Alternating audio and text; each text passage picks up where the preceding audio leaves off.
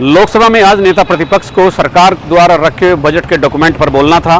बारी बारी से ये एक संवैधानिक व्यवस्था है, जब सरकार बजट पेश करती है तो उस पर पक्ष विपक्ष दोनों ही दलों के बड़े नेता, छोटे नेता या कोई भी जिसको स्पीकर समय देता है, पहली बार के सांसद भी बजट पर चर्चा करते हैं। लेकिन बजट पर चर्चा करने का सबसे महत्वपूर्ण पल या तो नेता सदन यानी जब प्रधानमंत्री उस पर बोलते हैं, और या नेता प्रतिपक्ष जब उस पर बोलते हैं, सबसे महत्वपूर्ण वही होता है। तो नेता सदन प्रधानमंत्री हैं, वो तब बोलेंगे जब जितने भी विपक्ष के या सत्ता पक्ष के सदस्य हैं वो बजट पर अपनी बात कह चुके होंगे।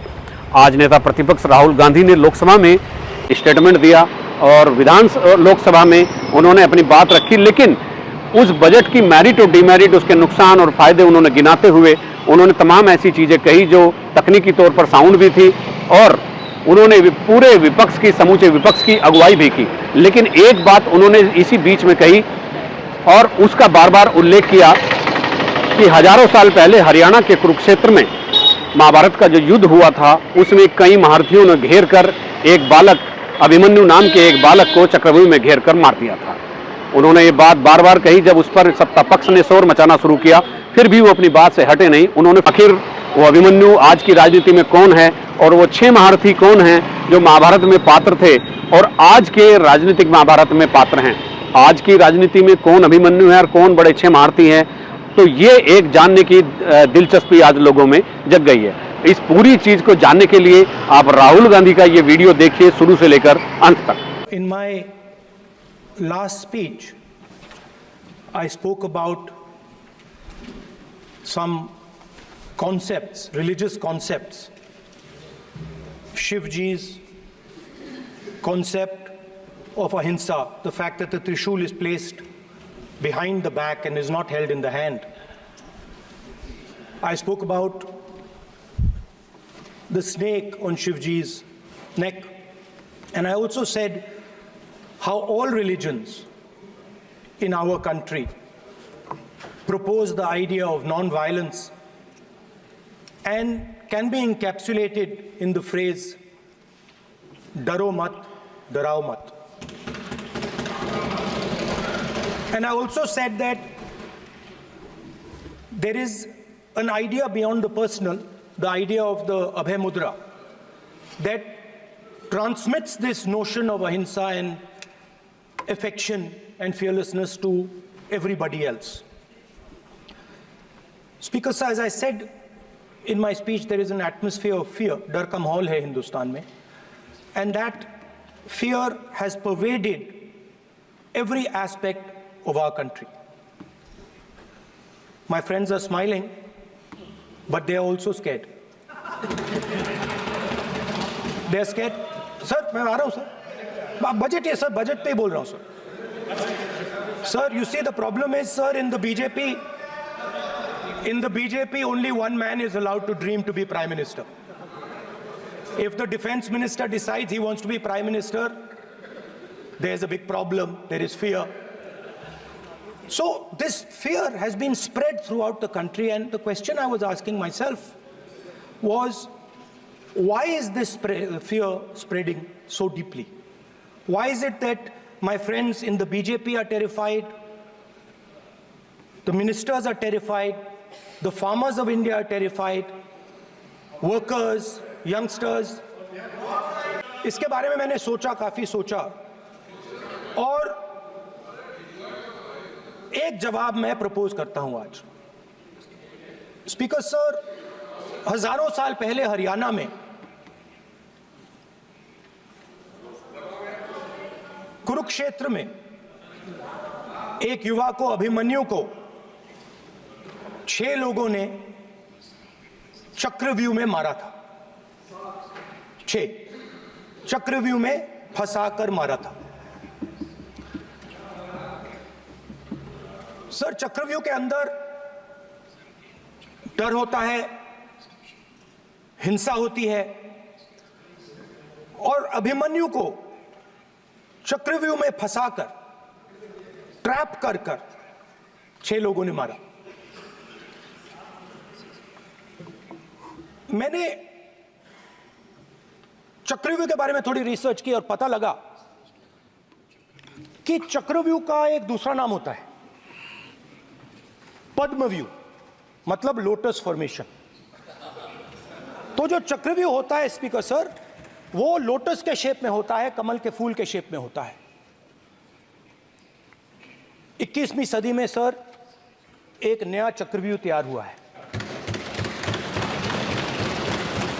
स्पीकर सर, वो भी लोटस की शेप में है सर, और उसका चिन्ह प्रधानमंत्री जी अपनी छाती पर लगा के चलते हैं सर। जो अभिमन्यु के साथ किया गया था, जो अभिमन्यु को चक्रव्यूह में फंसाया गया था, वही हिंदुस्तान के साथ किया गया है।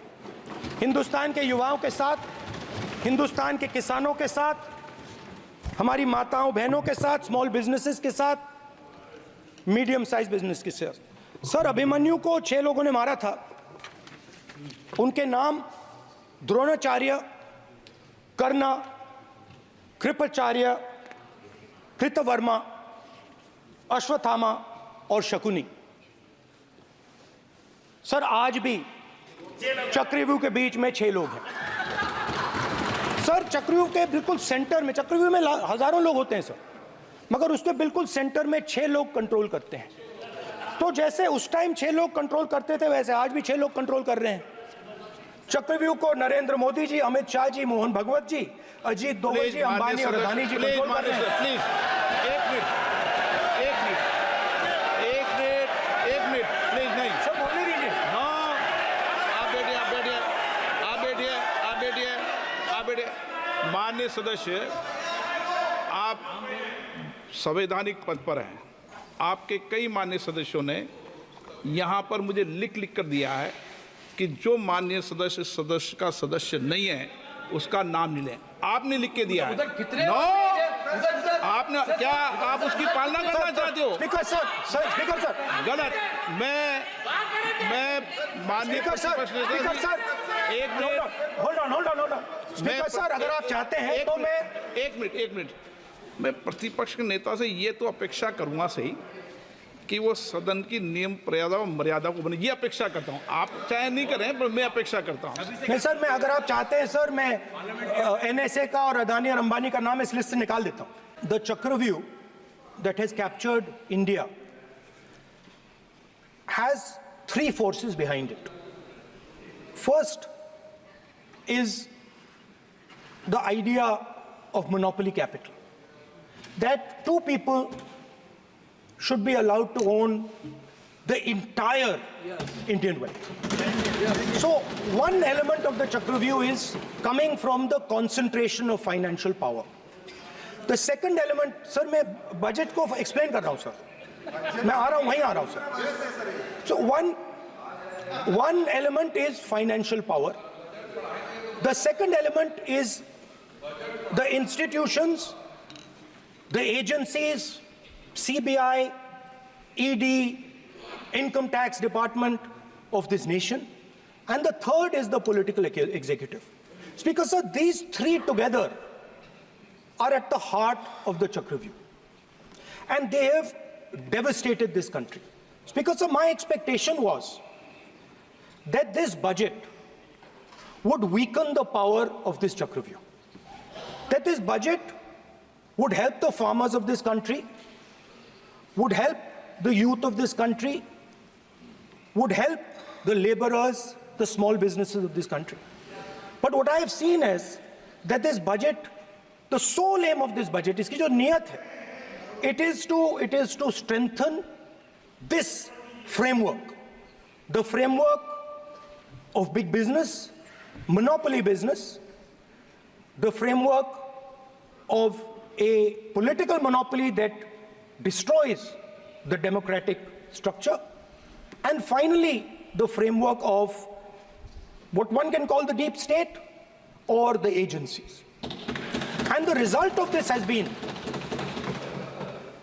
the first पहला काम इस चक्रव्यूह ने क्या किया, जो हिंदुस्तान को रोजगार देते हैं, स्मॉल एंड मीडियम बिजनेसेस हैं, जो करोड़ों युवाओं को रोजगार देते थे, उन पर इस चक्रव्यूह ने आक्रमण किया। कैसे किया? नोटबंदी, जीएसटी और टैक्स टेररिज्म। आप लोग आतंकवाद की बात करते हो, पूरे देश में अगर कोई भी व्यक्ति छोटा बिजनेस चलाता है तो रात को उसको फोन कॉल आता है इनकम टैक्स डिपार्टमेंट से, जीएसटी से, और टैक्स टेररिज्म का वो शिकार बनता है। इस टैक्स टेररिज्म को रोकने के लिए बजट में आपने कुछ नहीं किया है। तो टैक्स टेररिज्म के कारण और ये जो आपकी नीतियां हैं, जो आपने कोविड के समय बड़े बिजनेसेस की मदद की और जो स्मॉल एंड मीडियम बिजनेसेस थे उनको खत्म किया, उसके कारण आज हिंदुस्तान के युवाओं को रोजगार नहीं मिल सकता है।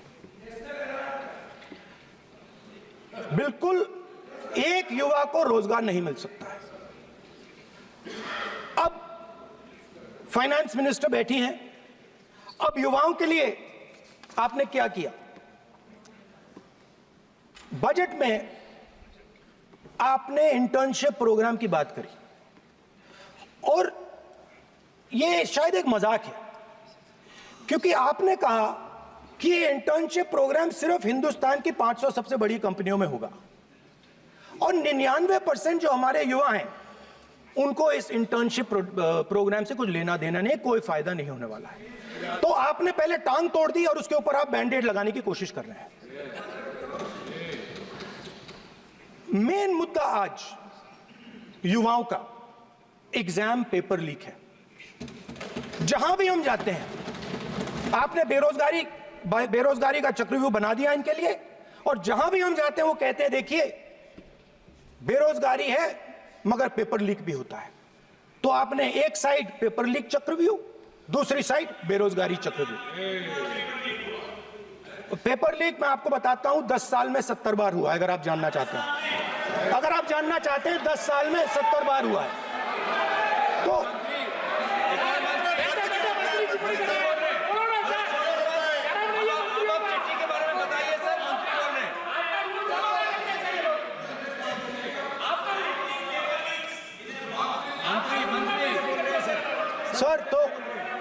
सर तो पेपर लीक के बारे में फाइनेंस मिनिस्टर ने बजट में एक शब्द नहीं कहा है। युवाओं के लिए पेपर लीक सबसे जरूरी मुद्दा है, उन्होंने एक शब्द नहीं कहा है पेपर लीक के बारे में। एक बार उन्होंने पेपर लीक नहीं कहा और उल्टा जो एजुकेशन बजट में पैसा देना चाहिए था वो आपने 20 साल में सबसे कम पैसा दिया है। 2.5% of budget is gone to education.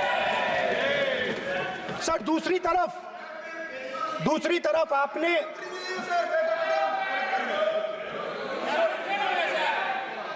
आपकी नहीं मानते सर, ये रनिंग कमेंट्री कर रहे हैं लॉ मिनिस्टर नहीं है आपकी सर। नहीं है। दूसरी तरफ पहली बार सेना के जवानों को आपने अग्निवीर के चक्रव्यूह में फंसाया। सही बात। इस बजट में अग्निवीरों के पेंशन के लिए 1 रुपया नहीं है। आप अपने आप को देशभक्त कहते हो, मगर जब अग्निवीरों की मदद करने की बात आती है, जवानों को पैसा देने की बात आती है, तो बजट में आपको 1 रुपया नहीं दिखाई देता। उनकी पेंशन के लिए 1 रुपया आपने नहीं दिया। तो उनको आपने अग्निवीर के चक्रव्यूह में फंसाया। उसके बाद सर जो अन्नदाता हैं वो चक्रव्यूह से निकलने के लिए, आपके चक्रव्यूह से निकलने के लिए जो आपने बनाया 3 काले कानून, जमीन अधिग्रहण बिल को आपने कमजोर किया, उनको आप सही दाम नहीं देते हो। इस चक्रव्यूह से निकलने के लिए उन्होंने आपसे सिर्फ एक चीज मांगी है, 2 चीजें नहीं मांगी है, सिर्फ एक चीज मांगी है। उन्होंने कहा है कि हमें लीगल गारंटीड एमएसपी दे दो। आपने उनको बॉर्डर पे बंद कर दिया, रोक दिया, आज तक रोड बंद है। आप उनसे बात करने को तैयार नहीं है। वो यहां आए, मुझसे मिलने आए, आप उनको अंदर नहीं आने दे रहे थे। हमारा एक्सपेक्टेशन था कि जो अन्नदाता है, जो सरकार से सिर्फ एक चीज मांग रहा है, लीगल गारंटीड एमएसपी, हमें लगता था कि ये कोई बड़ा काम नहीं है सर, ये इतना बड़ा काम नहीं है। हमें लगता था कि अगर सरकार बजट में इसका प्रोविजन कर देती, अगर बजट में इसका प्रोविजन कर देती तो जो हमारे किसान हैं जो चक्रव्यूह में, आपके चक्रव्यूह में फंसे हैं, वो निकल पाते। ये हमारी थिंकिंग थी, मगर आपने नहीं किया। तो मैं यहां इंडिया गठबंधन के तरफ से गारंटी देता हूं कि हम ये काम करके दिखा देंगे। जो आपने अपने बजट में नहीं किया वो मैं हिंदुस्तान के सब किसानों से कहना चाहता हूं, गारंटीड लीगल एमएसपी हम इस सदन में पास करके आपको देंगे। स्पीकर सर, जो मिडिल क्लास है सर, वो प्रधानमंत्री को, अच्छी बात बोल रहा हूं सर, मिडिल क्लास जो है वो शायद इस बजट से पहले प्रधानमंत्री को सपोर्ट करता था। जब प्रधानमंत्री ने कोविड के समय उनसे थाली बजवाई थी तो उन्होंने दबा कर थाली बजाई, धड़ धड़ धड़ धड़ धड़ थाली बजा बजाई। हमें अजीब लगा, मगर प्रधानमंत्री ने मिडिल क्लास को ऑर्डर दिया तो मिडिल क्लास ने थाली बजाई।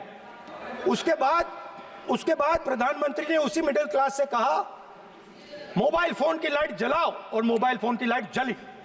मिडिल क्लास ने, पूरे हिंदुस्तान में मिडिल क्लास ने मोबाइल फोन की लाइट जला दी। अब इस बजट में आपने उसी मिडिल क्लास के एक छुरा पीठ में मारा, दूसरा छुरा छाती में, एक इधर मारा और एक इधर मारा। इंडेक्सेशन जो आपने कैंसिल की वो पीठ में छुरा था, और जो कैपिटल गेन्स टैक्स आपने बढ़ाया वो छाती में छुरा। आपने long term capital gains tax को 10% से 12.5% किया, यहां छाती मारी, यहां छुरी मारी, और शॉर्ट टर्म को 15 से 20% छुरी मारी। दुख की बात है, मगर इसमें एक इंडिया गठबंधन के लिए एक हिडन बेनिफिट है। मिडिल क्लास अब आपको छोड़ने जा रही है और इस साइड आ रही है। तो मेरा कहना है, जहां भी आपको मौका मिलता है आप चक्रव्यूह बना देते हो। एक चांस मिलता है आप चक्रव्यूह बना देते हो, हम चक्रव्यूह तोड़ने का काम करते हैं। हमारे बजट में किसान का कर्जा माफ हुआ, चक्रव्यूह तोड़ा, मनरेगा हुआ, चक्रव्यूह तोड़ा। तो हम चक्रव्यूह तोड़ने का काम करते हैं, आप चक्रव्यूह बनाने का काम करते हो। आप चाहते हो कि हिंदुस्तान छोटे छोटे खांचों में रहे, और हिंदुस्तान के गरीब लोग सपना ना देख पाए। सिर्फ अदानी और अंबानी। अरे क्या सर? सर कैसे बोलूं सर? माननीय सदस्य, एक मिनट माननीय सदस्यगण, आपके उपनेता मुझे लिखित में पत्र देके गए हैं कि कोई भी माननीय सदस्य जो इस सदन का सदस्य नहीं उसके बारे में टिप्पणी ना करें। लिखित में देखे गए, इसलिए आपको स्पीकर सर बैठ जाइए। स्पीकर सर, तो अगर सर मैं आपसे सवाल पूछना चाहता हूं। मेरे से सवाल मत नहीं पूछ सकते आप। Sorry sir. सर तो सर मैं फिर मैं सर 3 और 4 कह देता हूं उनको। 3 और 4 ठीक है सर? अब नाम नहीं ले सकता तो कुछ तो कहना पड़ेगा सर। 3 और 4 कह देता हूं, कोई और नंबर आपके देना। माननीय सदस्य को बता दें क्यों लिख के चिट्ठी गए मुझे। सर, हरियाणा के पूर्व मुख्यमंत्री पर जब इस प्रकार के आक्रमण करते हैं, हरियाणा के पूर्व मुख्यमंत्री के संदर्भ पर हमको आपने चिट्ठी भेजी। एक पूर्व मुख्यमंत्री को आप 2 उद्योगपति से जोड़ना चाहते हैं, एक किसान नेता जो हरियाणा के, आज उन पर जब आपको अलाउ किया है क्या? उद्योगपति के साथ जोड़ना चाहते हैं, ये है सदन की मर्यादा। हरियाणा के आप ये चिट्ठी मुझे लिख के गए हैं, उसकी मर्यादा का ये आपको बोलने नहीं दे रहे, ये आपको बोलने दे रहे सर। मगर मैं ये कैसे कहूं, इन लोगों के इनका इंडिकेशन कैसे दूं मैं सर? आप मुझे बता दीजिए सर, कोई दूसरा तरीका हो सर, नाम नहीं लेने हो तो कोई और तरीका दे दीजिए सर। अच्छा, एक मिनट। ये जो दो लोग हैं सर, ये हिंदुस्तान के इंफ्रास्ट्रक्चर को, बिजनेस को कंट्रोल करते हैं सर। इनके पास एयरपोर्ट है, टेलीकॉम का सिस्टम है, अब पोर्ट्स हैं, अब रेलवेज में जा रहे हैं, सर हमें इतना बड़ा कॉन्ट्रैक्ट दिया वो भी बोल दो। सर इनके पास राजस्थान वाला भी बोलो। सर इनके पास हिंदुस्तान का पूरा धन का मोनोपोली है सर। हिंदुस्तान के धन की मोनोपोली है। तो सर मैं समझ नहीं पा रहा हूं इनके बारे में मैं इंडिकेट कैसे करूं। इनके बारे में बोलना तो पड़ेगा सर। अगर आप हमें कहो कि इन दोनों के बारे में आप बोल ही नहीं सकते तो वो तो हमारे लिए एक्सेप्टेबल ही नहीं है सर। हमें तो बोलना है। अब आप चाहते हो कि नाम ना ले तो कोई और सिस्टम दे दीजिए हमें।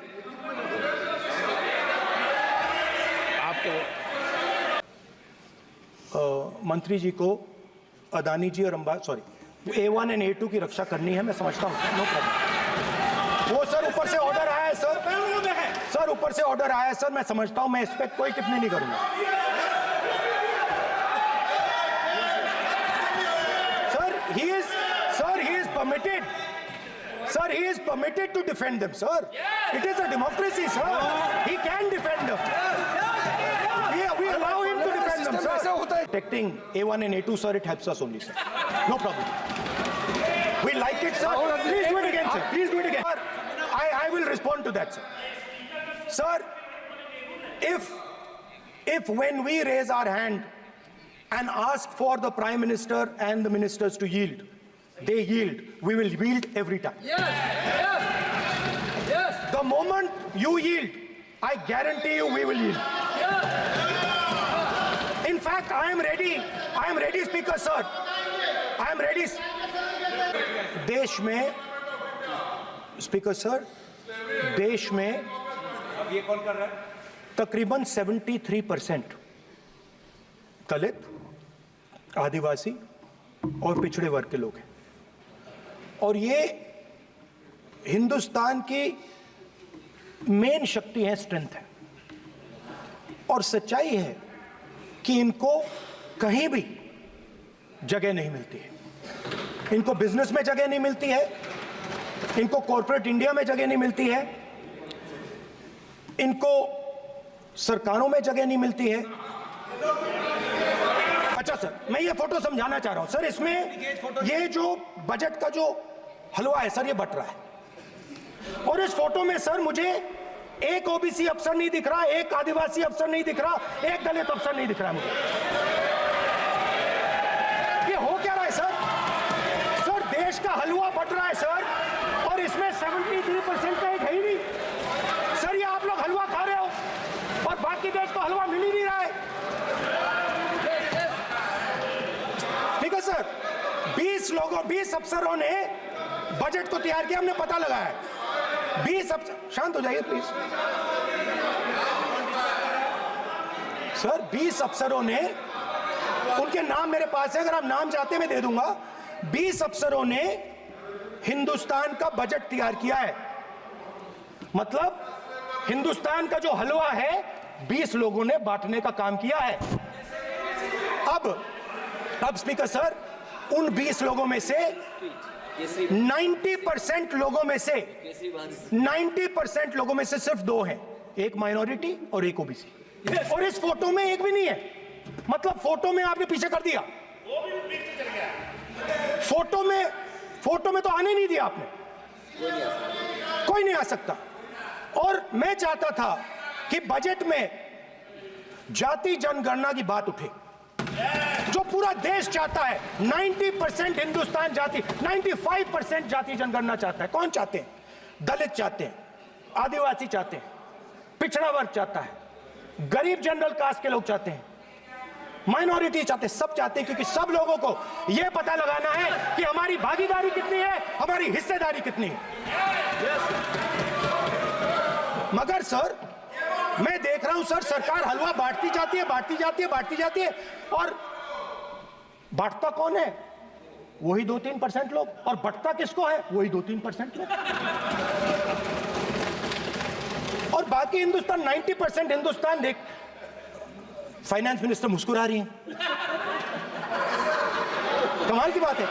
ये हंसने की चीज नहीं है मैडम, ये हंसने की बात नहीं है। ये जाति जनगणना है, ये जाति जनगणना है। इससे देश बदल जाएगा।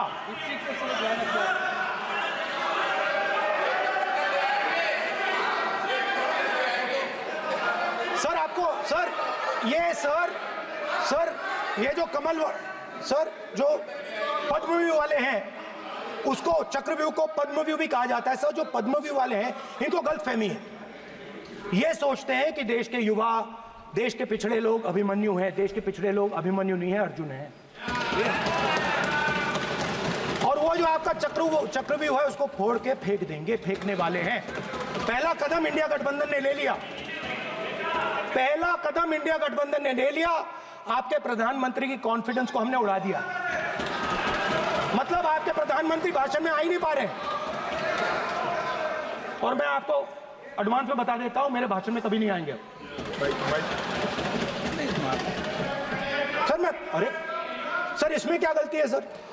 हिंसा, नफरत हिंदुस्तान का नेचर नहीं है, चक्रव्यूह हिंदुस्तान का नेचर नहीं है। हिंदुस्तान का नेचर अलग है। हिंदुस्तान के नेचर के बारे में अब मैं आपको बनाना चाहता हूं। हर धर्म में चक्रव्यूह के खिलाफ फॉर्मेशन होता है, हर धर्म में। माननीय सदस्य, आप जानते हो हिंदू धर्म में चक्रव्यूह का ऑपोजिट क्या होता है, जानते हो आप चेयर को एड्रेस। मैं बताता हूं सर। शिव की बारात होती है सर। शिव की बारात में कोई भी आ सकता है, किसी भी धर्म का कोई भी व्यक्ति आ सकता है, बारात में आ सकता है, नाच सकता है, गा सकता है, अपना सपना देख सकता है। सर गुरु नानक जी, सिखों की बात करी जाए तो सेवा करने से किसी को नहीं रोका जा सकता है, लंगर से किसी को बाहर नहीं फेंका जा सकता है। सर इस्लाम में कोई भी मस्जिद में आ सकता है, चर्च में कोई भी घुस सकता है, संघा में कोई भी आ सकता है सर, मगर इनके चक्रव्यूह में सिर्फ 6 लोग हैं सर। तो ये लड़ाई शिव की बारात और चक्रव्यूह के बीच में है।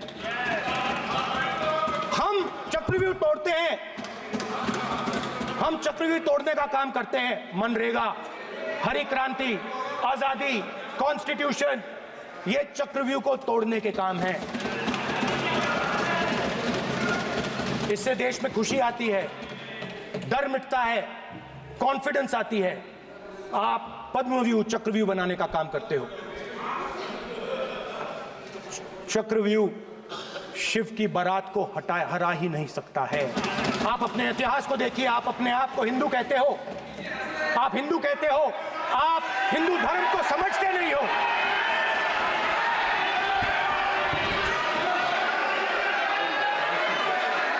आप चक्रव्यूह बनाने वाले लोग हो। आपका हिंदू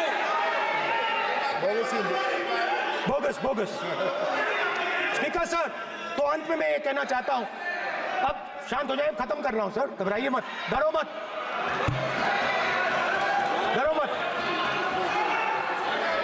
स्पीकर सर,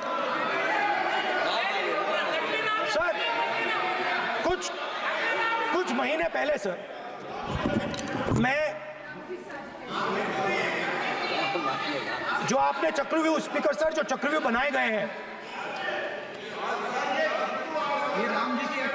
नहीं, कोई अपमान नहीं किया, मैंने कोई अपमान नहीं किया, मैं कर नहीं सकता कभी, जिंदगी भर मरने तक मैं अपमान नहीं कर सकता। क्या बात कर रहे हो आप? क्या बात कर रहे हो सर? तो आपने ये छोटे छोटे चक्रव्यूह बना रखे हैं, मैं इनको समझने की कोशिश करता हूं अपने छोटे से तरीके से। कुछ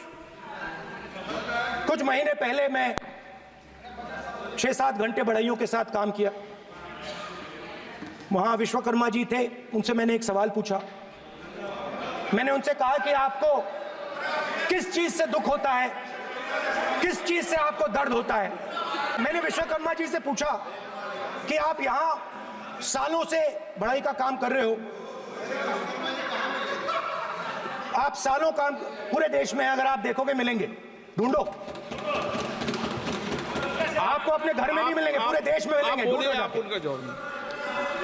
तो मैंने उनसे पूछा, विश्वकर्मा जी आपको दर्द किस बात का होता है, दुख किस बात का होता है? तो उन्होंने कहा, राहुल मैं ये टेबल बना रहा हूं, मगर राहुल जी कहा, राहुल जी अब कहा वो मुझे अच्छा नहीं लगा, मगर कहा सच्चाई है। तो उसने कहा, राहुल जी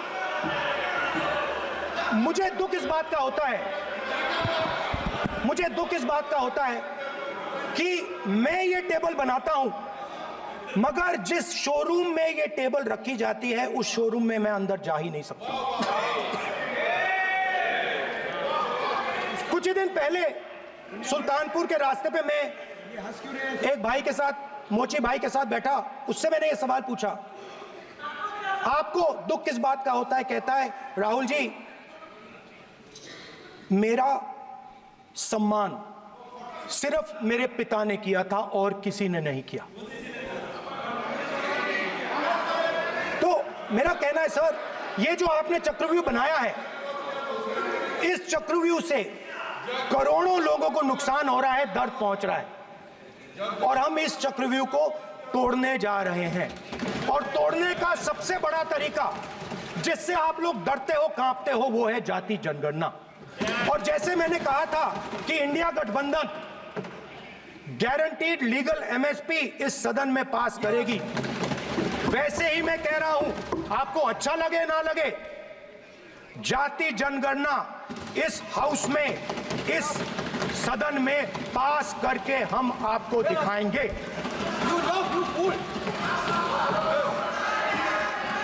स्पीकर सर, जाति जनगणना से ये जो छोटे छोटे खांचे आपने बनाए हैं, ये जो आपने सिस्टम बनाया है, चक्रव्यूह का सिस्टम बनाया है, ये टूट जाएगा। और इसके लिए हम पूरा दम लगा के, पूरा इंडिया गठबंधन दम लगा के ये काम करेगा। धन्यवाद। जय हिंद। डिफेंस मिनिस्टर ने कहा कि मैंने अग्निवीर की बात उठाई। सब पहले भी डिफेंस मिनिस्टर ने कहा था कि शहीद अग्निवीर परिवारों को कॉम्पनसेशन दिया गया है, और उन्होंने कहा, हाउस में कहा कि 1 करोड़ रुपया कॉम्पनसेशन दिया गया है, मगर सर वो गलत था। सर, उस शहीद परिवार को इंश्योरेंस दिया गया था, कॉम्पनसेशन नहीं दिया गया था। सर, मैं ये कहना चाहता हूं, सर ये सच है सर। और सर, भाषण के एकदम बाद सर कॉम्पनसेशन गया था सर। सर ये सच्चाई है सर, इसको कोई नकार नहीं सकता, ये सच्चाई है सर। सर आखिरी बात सर, आखिरी बात सर, आपने एक और चक्रव्यूह बना दिया है सर। मीडिया वालों को सर आपने पिंजरे में बंद कर दिया सर, उनको बाहर निकाल दीजिए प्लीज।